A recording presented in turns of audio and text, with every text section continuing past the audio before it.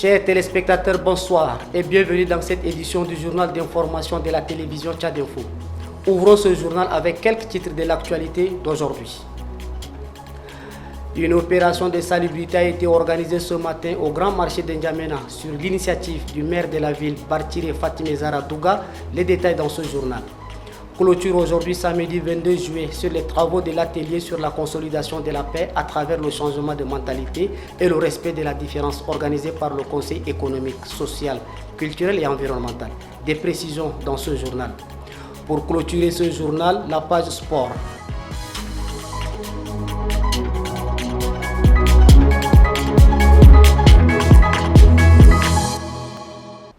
Les rideaux sont tombés sur les travaux de l'atelier sur la consolidation de la paix à travers le changement de mentalité et le respect de la différence, organisé par le Conseil économique, social, culturel et environnemental, en partenariat avec le Programme des Nations Unies pour le développement, à l'endroit des représentants des différentes communautés provinciales du Tchad.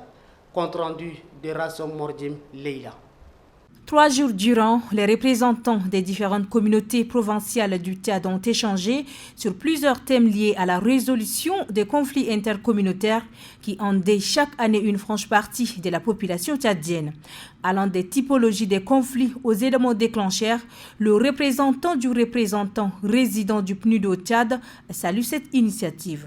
En prenant compte de l'une des cibles de l'agenda du développement durable, à savoir réduire nettement partout dans le monde toutes les formes de violence et les taux de mortalité qui y sont associés, le PNUD œuvre aux côtés du gouvernement pour le maintien de la cohésion sociale dans les communautés et cela à travers le renforcement des capacités des institutions nationales actives dans la promotion de la paix sociale, mais aussi dans l'amélioration des conditions de vie des communautés rurales. Le président du Conseil économique, social, culturel et environnemental invite les participants à être des porteurs de messages de paix dans leurs communautés respectives. En choisissant de réunir le leader traditionnel, le leader d'opinion, les membres du groupe consultatif, les représentants des communautés de 23 provinces du Tchad, nous avons opté pour une approche de complémentarité et de synergie entre toutes les structures engagées dans la recherche de la paix et le vivre ensemble, condition sine qua non pour le développement harmonieux de notre cher et beau pays, le Tchad. Rappelons que cet atelier est organisé afin de trouver des palliatifs aux récurrents conflits intercommunautaires au Tchad. Sur l'initiative du maire de la ville de N'Djamena, Bartire Fatimé Zara Douga, une opération de nettoyage a été effectuée ce samedi 22 juillet au grand marché de la capitale. Cette initiative vise à lutter contre l'insalubrité dans le dit marché. Suivez le reportage de Yves Dangourbi. Ils devraient tous être là, les maires des 10 arrondissements de la capitale. Mais ce matin, seule la maire de la ville de N'Djamena a répondu présente à l'opération de nettoyage du marché central. Cette opération consiste à enlever les ordures, désinfecter le lieu, en un mot, rendre le marché propre. On demande aux commerçants qui font des tables autour du marché qui bloquent le passage de dégager et puis de se mettre un peu à l'écart pour laisser la circulation, libre circulation à la population. Et nous invitons aussi les commerçants parce qu'il va aussi de leur santé. Si aujourd'hui on s'inquiète pour eux, c'est par rapport à leur santé. Et nous constatons que généralement, comme le samedi, nous faisons le nettoyage au marché et puis la salubrité. On souhaiterait qu'au moins que ces commerçants viennent participer avec nous parce que nous, on le fait pour qui? On le fait pour eux, pour qu'ils soient dans de bonnes conditions. Cette journée de salubrité est instaurée par la mairie depuis quelques années. Mais le lieu reste souvent impropre en saison de pluie, décrit les N'Djaménois. Plusieurs villes du sud du pays font face à une pénurie de carburant. C'est le cas de la ville de Moundou et Bongor, une situation que dénoncent les usagers.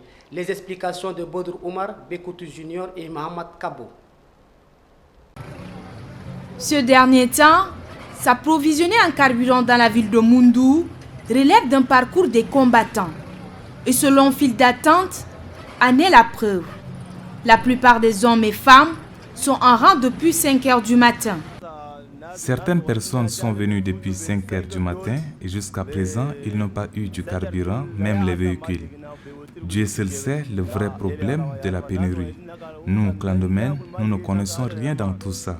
Si les citernes ont amené du carburant ou pas, nous n'en savons rien. À plus de 200 km de là, dans la ville de Bongor, c'est le même son de cloche.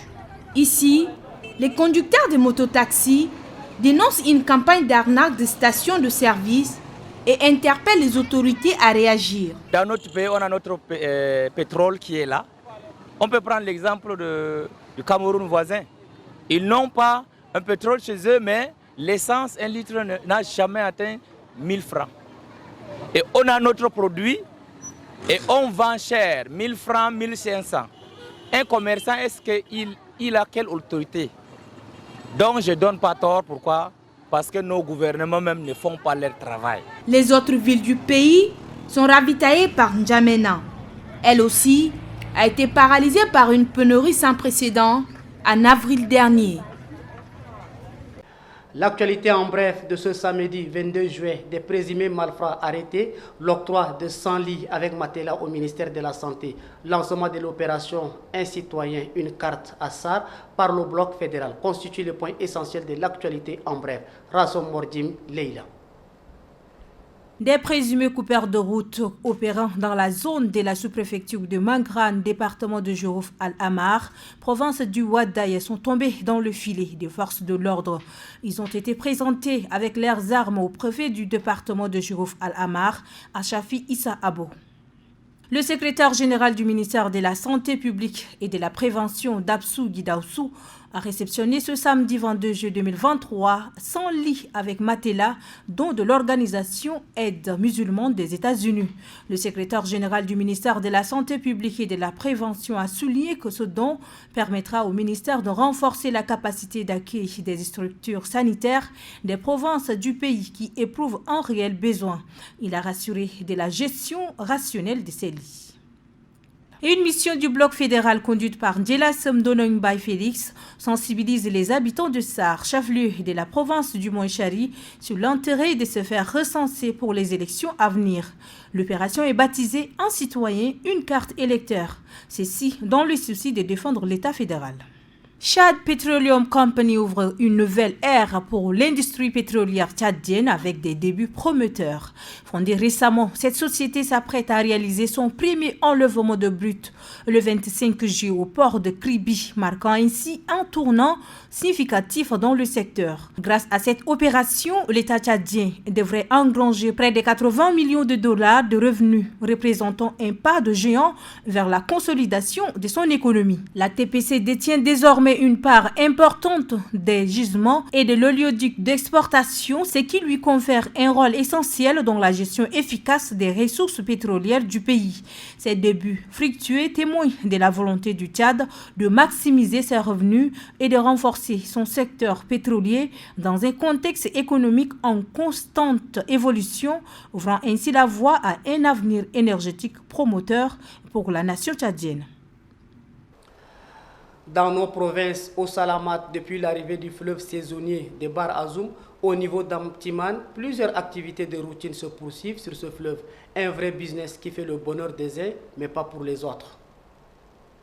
Le fleuve Bar Azoum est de retour. Une bonne nouvelle pour les uns, une mauvaise pour les autres. Ce fleuve saisonnier qui prend sa source au Soudan impose une nouvelle habitude aux cyclistes et motocyclistes, mais de l'autre côté, elle crée une opportunité d'affaires. Son revenu, ça dépend du volume des clients. Donc à chaque fois, si nous avons beaucoup de clients, nous trouvons aussi beaucoup d'argent. Parfois, une pirogue, son versement dans la soirée peut arriver même 5 000 francs, 6 000 francs. Ça varie aussi s'il y a une pluie. une forte pluie, les cultivateurs ne traversent pas beaucoup. Un gagne-pain qui, visiblement, permet à plusieurs familles de subvenir à leurs besoins quotidiens. Si ce fleuve fait le bonheur de certaines personnes, il fait aussi couler les larmes des familles qui y perdent leurs enfants. En sport, la finale du championnat national de football se jouera demain au stade de Diguel dans le 8e arrondissement de la ville de N'Djamena. Une finale qui opposera le champion en titre, Eleg Sport de N'Djamena, et son rival Aspesi. À la veille de ce match, Aliou Thiam et Rassom Mordim Leila ont pris la température des supporters de ces deux clubs. Le champion en titre, Eleg Sport, se battra contre vents et marées pour conserver son titre. Il ne sera pas question pour les électriciens de s'empêcher de s'offrir un doublé. Mais pour cela, il va falloir se défaire du talent d'Aspesi, car le club des hommes en treillis a fait tomber les cadors du championnat de la Ligue de football de N'Djamena comme Fula FC et les Aiglons. Une finale qui s'annonce électrique au stade de Diguel. À quelques heures du coup d'envoi, les supporters peinent à pronostiquer.